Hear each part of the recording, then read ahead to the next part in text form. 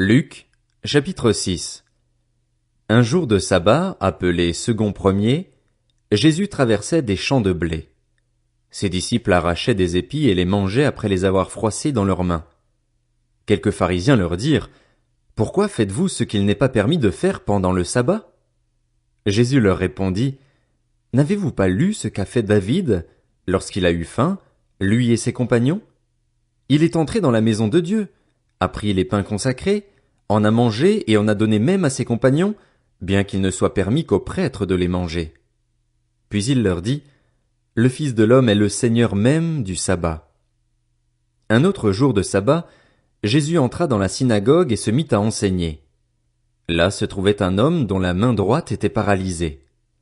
Les spécialistes de la loi et les pharisiens observaient Jésus pour voir s'il ferait une guérison le jour du sabbat, afin d'avoir un motif pour l'accuser. Mais Jésus connaissait leurs pensées et il dit à l'homme qui avait la main paralysée: Lève-toi et tiens-toi là au milieu. Il se leva et se tint debout. Jésus leur dit: Je vous demande s'il est permis, le jour du sabbat, de faire du bien ou de faire du mal, de sauver une personne ou de la tuer. Alors il promena son regard sur eux tous et dit à l'homme: Tends ta main. Il le fit et sa main fut guérie, elle fut saine comme l'autre. Ils furent remplis de fureur et se consultèrent pour savoir ce qu'ils feraient à Jésus. À cette époque-là, Jésus se retira sur la montagne pour prier. Il passa toute la nuit à prier Dieu. Quand le jour fut levé, il appela ses disciples et il en choisit parmi eux 12 auxquels il donna le nom d'apôtres: Simon, qu'il appela aussi Pierre, André, son frère, Jacques, Jean, Philippe, Barthélemy, Matthieu, Thomas, Jacques, fils d'Alphée, Simon, appelé le Zélote, Jude, fils de Jacques, et Judas l'Iscariote, celui qui devint un traître. Il descendit avec eux et s'arrêta sur un plateau où se trouvait une foule de ses disciples et une multitude de personnes de toute la Judée, de Jérusalem et du littoral de Tyr et de Sidon.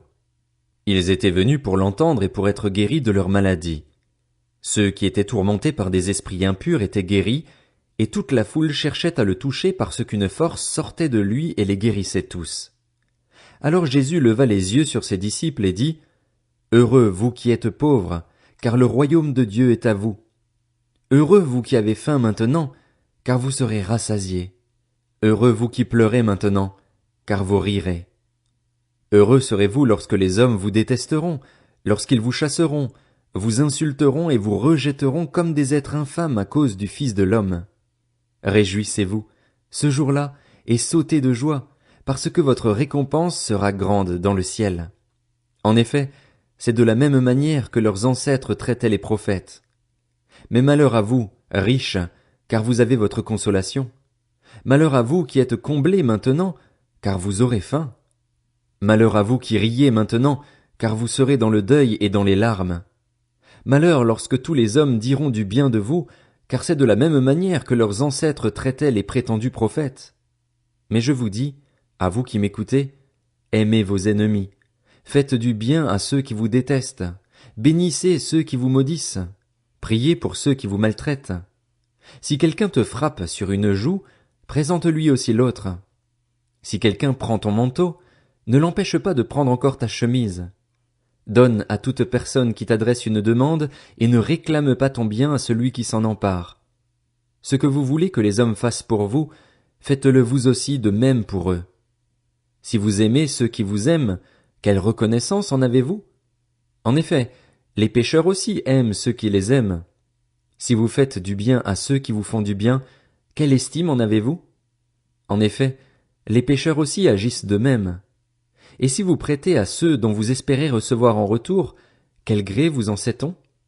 En effet, les pécheurs aussi prêtent aux pécheurs afin de recevoir l'équivalent. Mais aimez vos ennemis, faites du bien et prêtez sans rien espérer en retour. Votre récompense sera grande et vous serez fils du Très-Haut, car il est bon pour les ingrats et pour les méchants. Soyez donc pleins de compassion, tout comme votre Père aussi est plein de compassion. Ne jugez pas et vous ne serez pas jugés. Ne condamnez pas et vous ne serez pas condamnés. Pardonnez et vous serez pardonnés. Donnez et on vous donnera.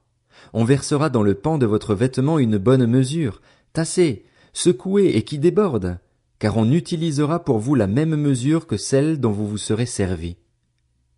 Il leur dit aussi cette parabole. Un aveugle peut-il conduire un aveugle? Ne tomberont-ils pas tous deux dans un fossé? Le disciple n'est pas supérieur à son maître, mais tout disciple bien formé sera comme son maître.